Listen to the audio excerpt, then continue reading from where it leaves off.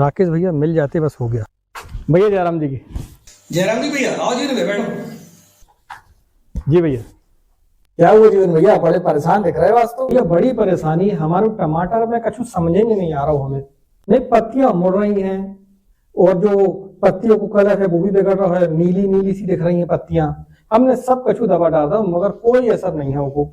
अब आप ही बताओ क्या करने हमें। ठीक है, ज्यादा चिंता ना करिए, हम हैं ना, आपको सब बताते हैं क्या करना है क्या नहीं करना है। आप बस बैठो आराम से। ठीक है भैया। चलिए दोस्तों वीडियो की शुरुआत करते हैं और जानते हैं जीवन भाई की समस्या का हल। और आपकी भी शायद ये समस्या होगी कि ठंड के समय पर आपने देखा होगा कि आपकी फसल की पत्तियां मुड़ जाती हैं, उनका जो है कलर बिगड़ जाता है, साइज बिगड़ जाता है। नमस्कार, मैं हूं राकेश साहू, आप देख रहे हैं एग्रो जीवन बातें किसान की। यह आपका अपना चैनल है। इस चैनल पर आपको खेती संबंधी जानकारी मिलती रहती है। यदि वो पसंद आए तो वीडियो को लाइक करें और चैनल में यदि पहली बार आए हैं तो चैनल को सब्सक्राइब करें। सबसे पहले हम समझते हैं कि हम आज वीडियो पर क्या क्या पॉइंट कवर करेंगे। पहले पॉइंट पर हम जानेंगे लक्षण, ठीक है, पहले पॉइंट पर लक्षण जानेंगे। दूसरे पॉइंट पर हम जानेंगे केमिकल कंट्रोल, ठीक है, केमिकल कंट्रोल। और तीसरे पॉइंट पर हम जानेंगे बायोलॉजिकल कंट्रोल। इससे हम ये कह सकते हैं कि इसे हम बिना खर्चे पर प्राकृतिक हमारी जो प्रैक्टिस है उसके जरिए हम कैसे फसल के स्ट्रेस को दूर कर सकते हैं। ये तीनों पॉइंट को हम बारी बारी से समझने की कोशिश करेंगे। तो सबसे पहले हम इसके लक्षण जान लेते हैं। पहले पॉइंट पर अगर लक्षण देखें हम तो पत्तियां, सबसे पहली बात तो यही है कि पत्तियां जो है मुड़ जाती हैं, ठीक है। पत्तियां यदि मुड़ जाती हैं तो आप समझ लें कि आपकी फसल पर कोई ना कोई तनाव तो है। पत्तियों का कलर बिगड़ना, पत्तियां आप देखेंगे खासकर टमाटर की अगर हम पत्तियां देखें तो नीले कलर की हो जाती हैं। अगर हम दूसरी फसल की बात करें जैसे मिर्च है तो मिर्च में भी पत्तियां नीले पर कलर की हो जाती हैं। दूसरा उसके फल भी अगर आप देखें तो नीलापन और कभी कभी तो काली भी हो जाती हैं। बरबटी यानी बीन्स वगैरह में आप देखा होगा कि उसका भी जो कलर है वो बिगड़ जाता है। तो ये जब दिखता है आपको तो आप समझ लें कि आपकी जो फसल है वो तनाव में है, स्ट्रेस पर है। दूसरा, फल जो है वो छोटे साइज पर ही पक जाते हैं।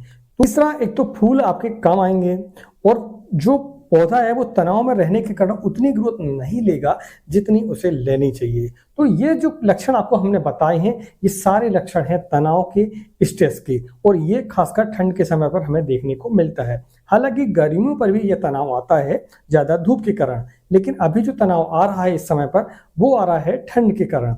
जब शीतलहर चलती है तो आपने देखा होगा कि ये सारी समस्याएं ज्यादा होती हैं। अब इसका कारण क्या होता है?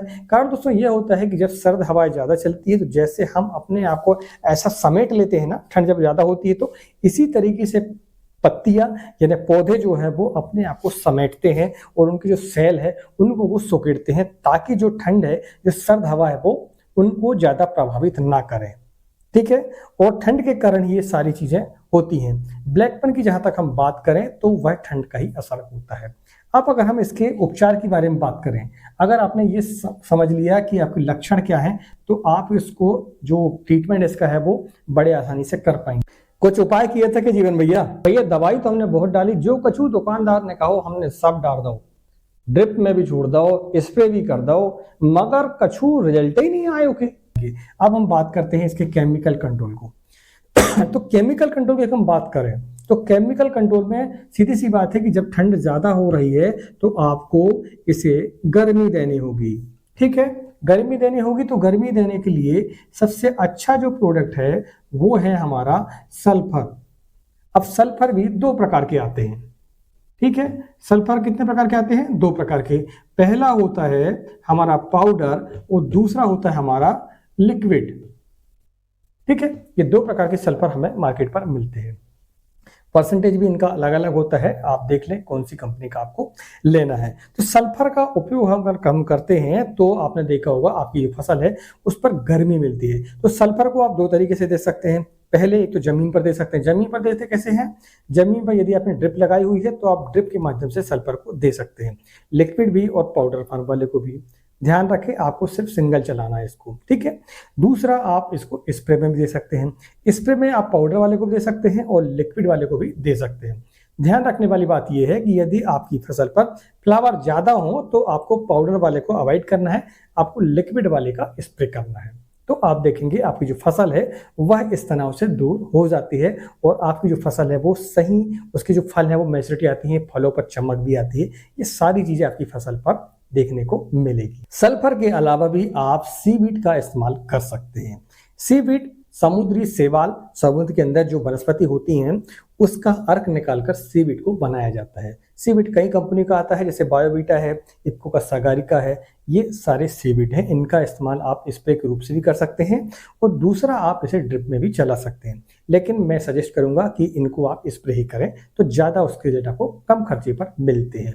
ठीक है, आप सीवीड का इस्तेमाल कर सकते हैं। सीवीड की जो मात्रा है, जैसे सागारिका है, उसकी जो मात्रा है आप 400 ग्राम प्रति एकड़ के हिसाब से स्प्रे के रूप में आप ले सकते हैं, 2 ml प्रति लीटर के हिसाब से। ठीक है, अब इसके बाद अगर हम देखें तो आप टॉनिक का इस्तेमाल कर सकते हैं, जैसे कि अमीनो एसिड वगैरह है, तो सेप्टान बहुत ही बढ़िया प्रोडक्ट है इसके लिए, सेप्टान का इस्तेमाल आप कर सकते हैं। और एक ग्रीन मिल्कल करके प्रोडक्ट आता है, वह भी स्टेज को काफी हद तक मेंटेन करता है। अब हम जानते हैं हमारे तीसरे पॉइंट को। ये तो सारे खर्चे वाले काम है। कौन सा? आपका सीवीड वाला खर्चे वाला काम है आपका। आप टॉनिक डालेंगे तो उसमें पैसे लगेंगे, सल्फर डालेंगे तो पैसे लगेंगे। अब क्या उपाय है? जीवन भैया बड़े ध्यान से सुनना, ये फ्री का इलाज है और यदि आपने ये इलाज कर लिया तो समझिए कि आपकी फसल पर स्ट्रेस नहीं आएगा। दोस्तों मैं आपको बता दूं और जीवन भैया को हम साथ में बताते चले जा रहे हैं, क्या होता है कि शीत लहर आती है। साधारण जो ठंड का मौसम होता है वो एक अलग बात है, समझे आप। शीत लहर आती है, कभी 4 दिनों की आती है, कभी 8 दिनों की आती है, कभी 10 से 12 दिनों की आती है, इससे ज़्यादा वो नहीं आती है। तो आप पहले से क्या करें, आप समझ पाते हैं, जैसे आजकल मोबाइल का ज़माना है तो हमें पहले से ही वेदर का पता चल जाता है। और अगर नहीं भी चल पाया है तो आप समझ लें कि जिस दिन हवा ठंडी चल रही है, शीत लहर चल रही है, उस दिन से हमें क्या करना है, पानी फेर के देना है बिल्कुल। ठीक है, पानी की जो मात्रा है आपको अपनी फसल पर बिल्कुल बेडों को भिगो के रखना है। क्या होगा इससे? होगा ये कि जहां जहां तक जड़ें होगी वहां वहां तक पानी होना चाहिए। उससे क्या फायदा होगा कि पानी का एक जो टेम्परेचर है वो एक एवरेज टेम्परेचर जो है वो लगभग 30 डिग्री 35 डिग्री होता है। इससे नीचे उसका टेम्परेचर नहीं जाता है जो हम पानी देते हैं उसका जमीन पर। ठीक है, तो जमीन का टेम्परेचर, पानी का टेम्परेचर एक सा हो गया। जहां जहां तक जड़ें जाएंगी वहां वहां तक टेम्परेचर आपका मेंटेन रहेगा। और यदि टेम्परेचर मेंटेन जड़ों का रहता है तो आपका जो पौधा है वह भोजन को अपटेक कर पाएगा, उसमें जो न्यूट्रिएंट जमीन पर पड़े हुए हैं उनको अपटेक कर पाएगा, व्हाइट रूट्स है वो काम करेगी और जो टेम्परेचर है वो मेंटेन रहेगा। और जब फसल पर प्रॉपर तरीके से क्या होगा, भोजन जाएगा तो आपकी फसल पर स्ट्रेस कभी भी नहीं आएगा। दूसरी बात यह है कि आपको एक और चीजें हैं जो आप बाद में नहीं कर सकते। वो क्या है? वो दोस्तों ये है कि आपको बेड की जो चौड़ाई है वो हमेशा 6 फीट के लगभग रखनी चाहिए फसल के हिसाब से। अब फसल के हिसाब से कैसे, मैं आपको उदाहरण से बताता हूँ। मान लीजिए एक बेड ये है और एक बेड आपकी ये है, यहाँ पर आपकी फसल लगी हुई, यहाँ पर भी फसल लगी। सूरज जो आ रहा है वो ऐसा आ रहा है, ठीक है, इसका जो हमारा धूप है वो ऐसी आ रही है। सूरज ये है आपका, डूबता इस तरफ है आपका। अधिकतर जो बेड बनती है हमारी वो उत्तर से दक्षिण बनती है।